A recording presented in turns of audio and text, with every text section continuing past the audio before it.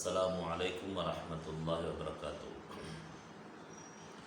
واجب الاحترام ناظرین کرام، آج کا ہمارا درس قرآن کا جو ٹاپک ہے وہ ہے بیوی پر ظلم کرنے والے کے لیے تین قسم کے دنیا میں عذاب۔ جو آدمی اپنی بیوی پر ظلم، ستم اور زیادتی کرتا ہے، لڑائی جھگڑے ہر وقت فضول باتوں پر کرتا ہے، تو اس کو دنیا کے اندر ہی تین قسم کے عذاب ملتے ہیں۔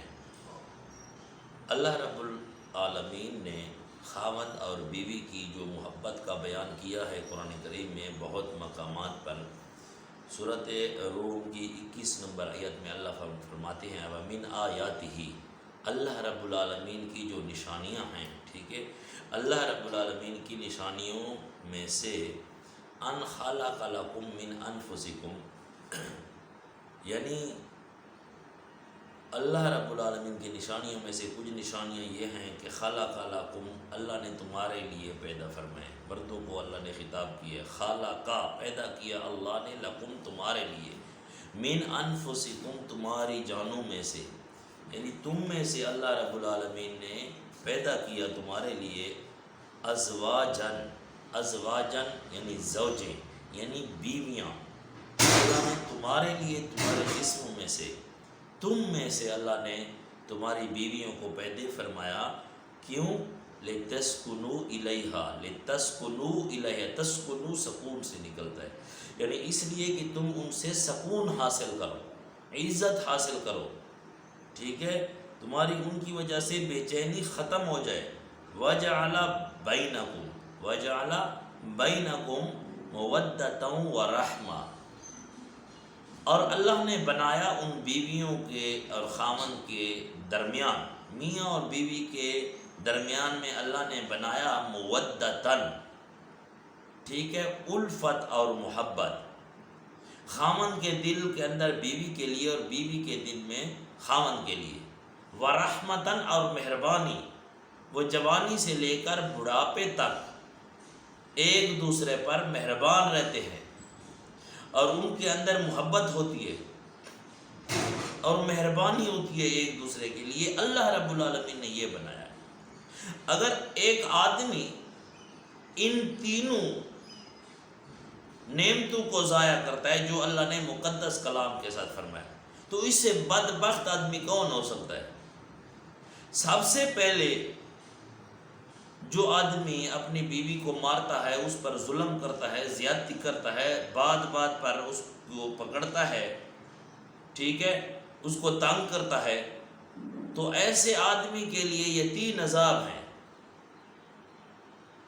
میرے ناظرین کرام، سب سے پہلا عذاب یہ ہے کہ جو آدمی اپنی بیوی پر ظلم کرتا ہے، زیادتی کرتا ہے، اسے تنگ کرتا ہے، گالی گلوچ دیتا ہے، اس کے ماں باپ اور بہن بھائیوں کو گالی گلوچ دیتا ہے، اس کو برا بھلا کہتے ہیں اس کے سامنے، تو اس کے لیے تین عذاب ہیں دنیا ہی میں۔ پہلا عذاب یہ ہے کہ اس سے سکون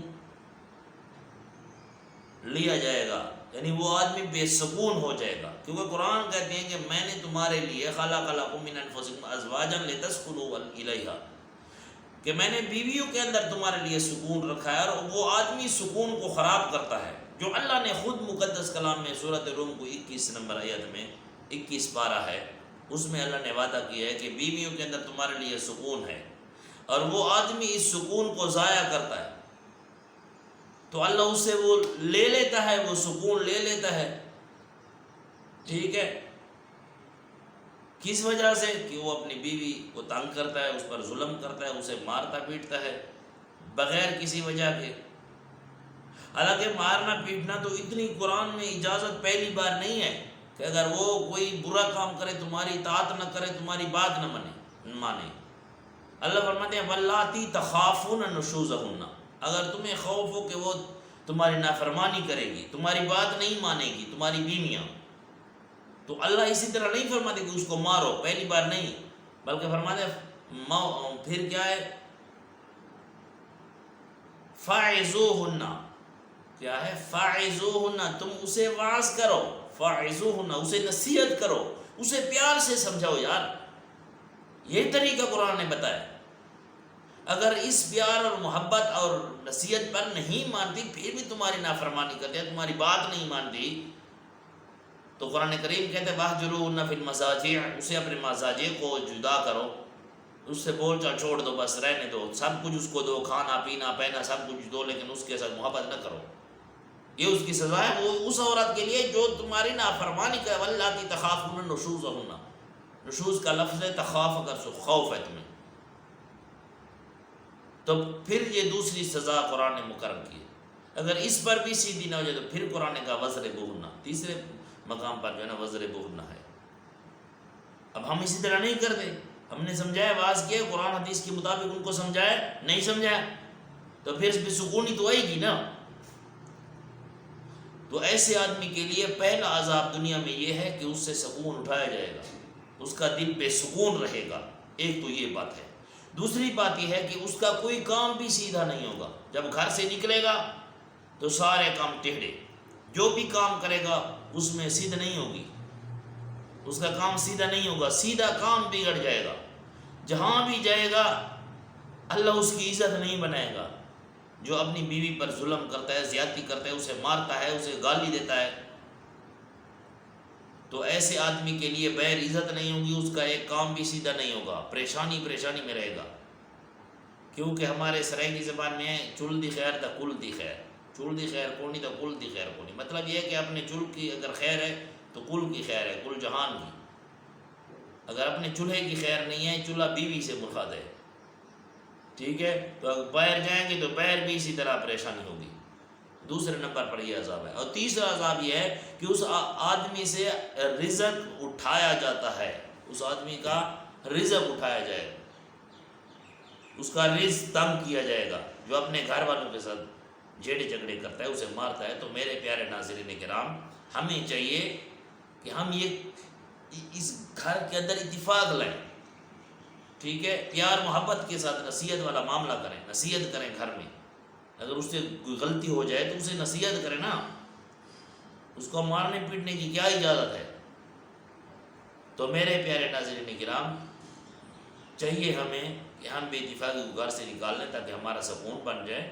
اللہ نے بیویوں کے اندر سکون رکھا ہے مرد کے لیے، اس سکون کو ضائع نہ کریں. رحمت رکھی ہے، مہربانی رکھی ہے، ایک دوسرے کے لیے الفت اور محبت رکھی ہے کہ برے کاموں میں جو لوگ بری محبتیں کرتے ہیں، بری بدکاری کی، ٹھیک ہے، وہ کتنا برا ہوتا ہے، اللہ کو کتنا ناپسند ہے. لیکن وہ محبت اللہ رب العالمین نے اپنی بیوی کے اندر رکھی ہے، اور مہربانی محبت اس قرآن کے اندر ہے واضح. تو ہم کیوں اس کو ضائع کریں. ہاں بیوی سے کوئی غلطی ہو جائے تو اسے پیار سے سمجھاؤ، اسے نصیحت کرو، قرآن حدیث کے موافق اسے سمجھاؤ. اللہ رب العالمین سے دعا ہے کہ اللہ عمل کرنے کی توفیق عطا فرمائے. اقول قولی ھذا استغفر اللہ لی ولکم ولسائر المسلمین واستغفروہ انہ ھو الغفور الرحیم.